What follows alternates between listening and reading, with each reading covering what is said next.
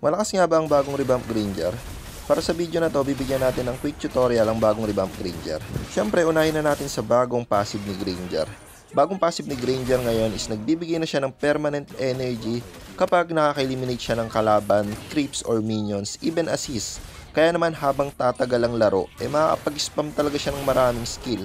Kapag late game nga, talagang umuulan talaga ng bala. Pumunta naman tayo sa first skill ni Granger. Dito wala ganong binago bukod sa energy dependent na siya. Early game di mo pa gaano mararamdaman yung tunay na sakit ng first skill ni Granger dahil mabilis siya maubusan ng energy.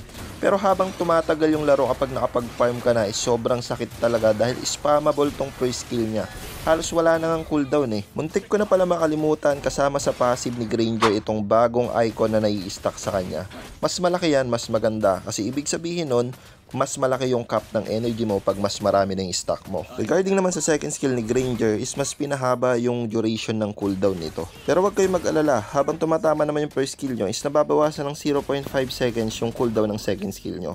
Kapag nag-second skill din pala kayo is magre-restore yan ng energy na pwede nyo magamit sa first skill nyo. Pagdating naman sa bagong ultimate ni Granger is sobrang ganda na. Kasi pwedeng maging unlimited to, depende sa energy cap mo. Kung dati 3 putok lang kaya mong gawin, ngayon kahit ilan na basta malaki yung energy mo. Red energy din pala ang gamit sa ulti ni Granger. Kayo, anong tingin nyo sa bagong Granger na to? Comment nyo nga sa baba.